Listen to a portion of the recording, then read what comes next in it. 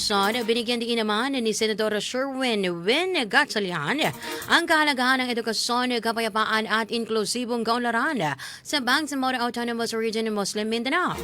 Sa kanyang pagdalo bilang keynote speaker sa pre-opening ng ika-70th founding anniversary ng Special Geographic Area, ito pong SGA BARM nito pong Sabado, Pebrero 7.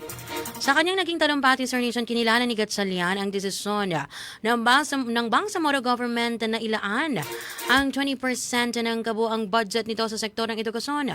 Subalit, iginiit na nananatiling hamon ang mababang participation rate ng mga bata sa paaralan sa rehiyon. Ayon sa data, Sir Nation, na binanggit ng Senador, 46% ng mga bata sa BARM ang hindi pumapasok sa kindergarten, habang 36% naman ang hindi nakakapag-aral sa elementarya. Sir Nation, binigyan din ng Senador na ipagpapatuloy niya sa Senado ang advokasiyang walang maiiwang bata, partikular sa edukasyon at nutrisyon, upang maramdaman ng mamamayan ang tunay na bunga ng kapayapaan at kayusan sa rehiyon. Sa ambush interview matapos po ang programa, sinabi rin po ni Senador Gatchalian na mahalagang ang kapayapaan ay hindi lamang nararamdaman sa katahimikan ng komunidad, kundi sa konkretong serbisyo ng pamahalaan, lalo na sa edukasyon at infrastruktura ng mga paaralan. Anya, patuloy ang suporta ng national government sa BARM, kabilang ang pondo para sa classrooms, scholarships at education assistance sa ilalim po ito ng Pamana Program. Tiniyak rin ng Senador ang potensyal ng Ligwasan Marsh, kung saan may mga interesadong pribadong sektor na magsagawa ng gas exploration. Binigyan din po niya na sa ilalim ng kasalukuyang arrangement sa BARM, ang kita po mula sa anumang madidiskubreng gas at langis ay dapat mapunta sa riyon at makinabang ang mga mamamayan nito. Kaugnay ng panukalang pagbuo ng isang hiwalay na lalawigan para sa 8 munisipalidad ng SGA. Iginiit po ni Gatchalian ang kahalagahan ng direktang konsultasyon sa mga lokal na lider at residente upang masiguro na ang desisyon ay tunay na sumasailalim sa kagustuhan ng mamamayan. Binalikan din ng Senador ang kanyang naging papel sa pagbalangkas ng Bangsamoro Organic Law, ito pong BOL, noong 2018, at binanggit ang pagbaba ng poverty incidence sa BARM mula po 53% noong 2018 tungo po sa 24%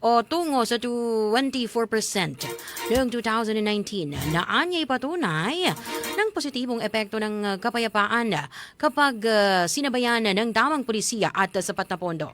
Sa hiwalay naman na pahayag, naging bukas din po itong si Gatchalian sa posibilidad ng pagbabalik sa pribadong sektor matapos ang kanya pong termino sa Senado, kasabay ng pag-amin na may mga personal na planong nais pagtuunan ng pansin, bagamat iginiit niyang nananatili ang kanyang malasakit sa serbisyong publiko. Ang ika-7th founding anniversary po ng SGA BARM ay isinagawa po sa temang pagsusulong ng kapayapaan, edukasyon at inklusibong pag-unlad para sa komunidad sa riyon. Mga ka-Sir at mga kabombo, ay niyo pong pakinggan ang naging tinig ni Senador Gatchalian. Well, ang importante ngayon, narinig ko sa inyong mga leaders, no? Yung kanilang reforma at importante yung budget na inilalagay sa iba't ibang proyekto, lalo na sa edukasyon. Sa akin kasi importante na maramdaman ng tao yung bunga ng kapayapaan. Yung bunga, ito na yung mga projects, programs, educational support.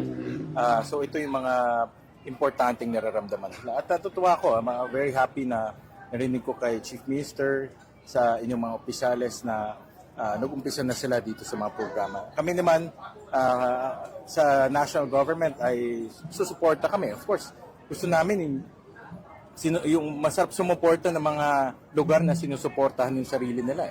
No? At nakita ko na ang goal ng inyong Chief Minister, self-sufficiency. Kung hindi magawa ng national, kami gagawa. At nakita ko, kayang-kaya pala eh. No? Kayang-kaya. Pero patuloy pa rin yung aming pagsuporta.